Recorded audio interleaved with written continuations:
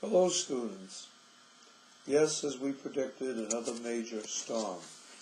And we had class on Saturday, and I'm glad that we did, so we can continue where we left off. For the first cam that I am making now, I'm going to talk about Chapter 2. And that's kind of where we began on Saturday. And yes, although this is week 4 of the course, strategic management is largely about what is in Chapter 2, and that is the context of managing strategically.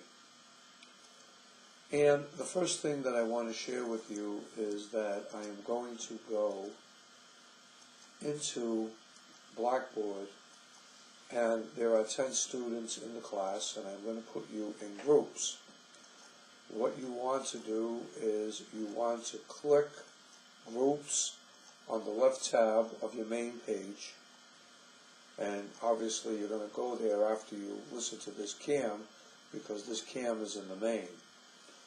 And then after you click on Groups, you're then going to go to Discussion Questions or Discussion Board. I am going to post a thread for your group in that discussion board based on the Kodak case. It's in your book. The name of the case is, in Chapter 2, Out of Focus. And it talks about Eastman Kodak and essentially why they lost their competitive edge. And that is going to be what I am going to post the thread on. In your group of 5, we have 10 students in the class. What I want you to do is I want you to piggyback off of each other in the thread. Share information, go back and forth, and then after that, I would say, after you spent one day, anyway, going through a good size threaded discussion, which would mean probably you would interact with each other, okay, and then you're going to interact with me on that thread.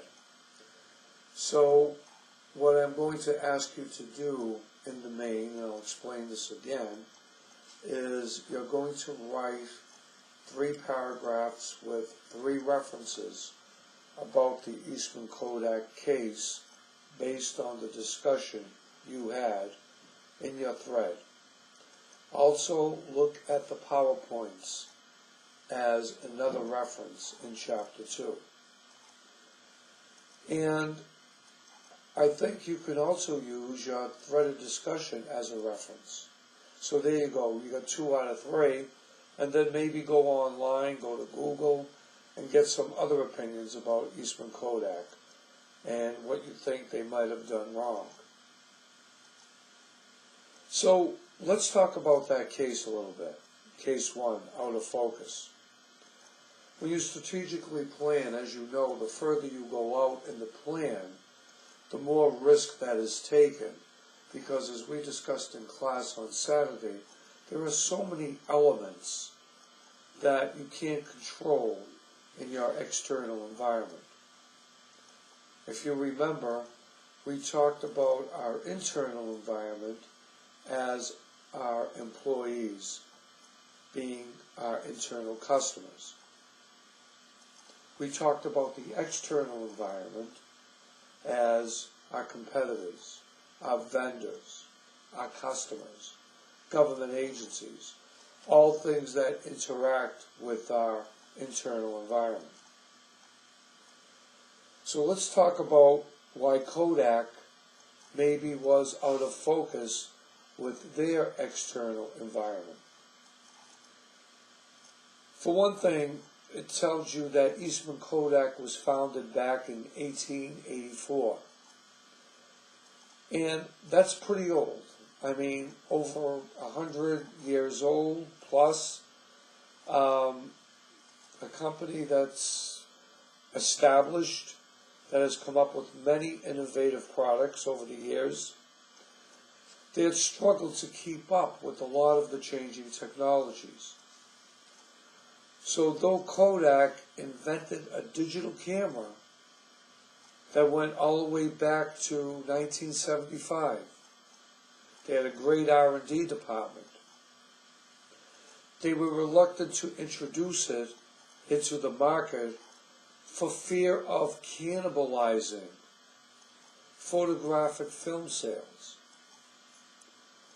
Other companies soon began introducing digital cameras, and once cell phone cameras like Samsung, Apple, even BlackBerry were capable of providing quality pictures with as many pixels as what's accurate now compared to what Kodak came up with years ago, provided high quality digital pictures. It was too late for Kodak. They were already behind the 8 ball, and they were the innovators of the technology. They just didn't keep up with the competition. They thought that everything that they put together, people would have to buy. So, what I want you to discuss in your thread is why a company like Kodak, with a well-known brand and a long history, over 100 and maybe 25 years, would be so slow to change. Was it their hierarchical structure? Was it that, what we talked about on Saturday, their ivory tower, if you will, they didn't want to come out of their comfort zones or share with their employees that they weren't behind the new technologies? I don't know. What could they have done differently? Were they so much sitting on their laurels of success and saturated market that they were only looking at their gross sales and not their net profit margins? It is clear that Kodak did not change and adapt to the photographic industry. But eventually, for very few of their core people are out of business. Could they do anything now? Is there any small sparks to keep them around? Be innovative when you talk in this thread. Try to brainstorm some other companies that may have kept up with the technologies. Include that in your 3 paragraphs to me once you have your discussions in your group threads. Were they looking futuristically, 3, 5, 7, 10 years ahead? So, when you write your 3 paragraphs after you've had your threads, today's Monday, you should be completed on your threaded discussions, all done asynchronously, not live. Once you've done that, I want your 3 paragraphs by this Wednesday at midnight. That means you guys have to interact with your threads that I put you in groups in over the next day or so. And then by Wednesday, this is in lieu of class time, I want you to have those 3 paragraphs sent to me to my Comcast email, johnoasi@comcast.net, johnoasi@comcast.net. I'm sure this is in your syllabus. You also have my cell number, so you know how to get me if you have to, okay? And if you text me, tell me who you are.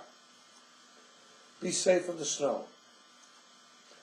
The next cam I am going to do is I am going to talk about Chapter 2.